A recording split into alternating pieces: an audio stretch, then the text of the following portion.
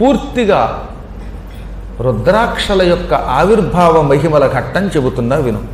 ఒకప్పుడు త్రిపురాసురులు లోకాలని నాశనం చేయడానికి ఎన్నో ప్రయత్నాలు చేశారు. నీకు తెలుసు ఆ విషయం. ఈ త్రిపురాసురులను చంపమని జగత్తంతా నన్ను వేడుకొన్నది. త్రిపురాసురుల్ని చంపాలంటే నాకు కొన్ని శక్తులు కావాలి.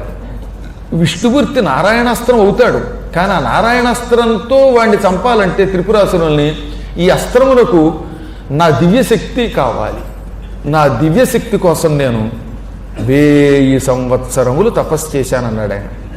త్రిపురాసుర సంహారం ఎంత కష్టమో ఆలోచించండి. దీన్ని బట్టి దివ్య వర్ష సహస్రంతు చక్షురున్మీలితం మయ, ఒకరోజు కాదు, 2 రోజులు కాదు, పూర్తిగా 1000 సంవత్సరముల కాలం శివుడు కళ్ళు మూసుకుని మహాతపస్సు చేశాడు.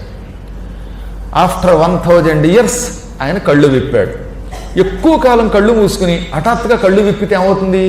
ఈ బయట ఉన్న వెలుతురు కళ్ళల్లో పడి మనలాంటి వాళ్ళకి కళ్ళు తిరుగుతాయి, లేదా కళ్ళల్లో నీళ్లు తిరుగుతాయి. పరమాత్ముడు కదా, లోక శ్రేయస్సు కోసం 1000 ఏళ్ళ తర్వాత కళ్ళు విప్పగానే ఆయన కళ్ళల్లోంచి నీటి బిందువులు బయటకు వచ్చాయిట.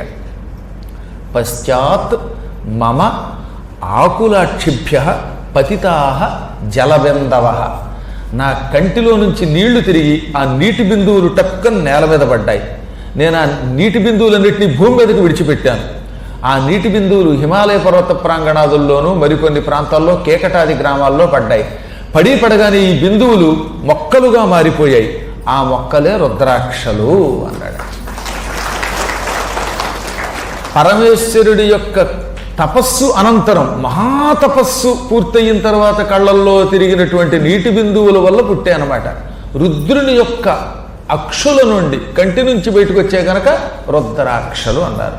అక్షి అంటే కన్ను, రుద్రాక్షి రుద్రుడి యొక్క కన్ను, అందులోంచి పుట్టిన మొక్కలు, అందుకని రుద్రాక్షాలు.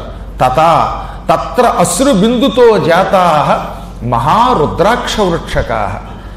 ఈ విధంగా నా ఆజ్ఞ వల్ల, నా సంకల్పం వల్ల లోకశ్రేయస్సు కోసం ఈ రుద్రాక్షలు పుట్టుకొచ్చాయి.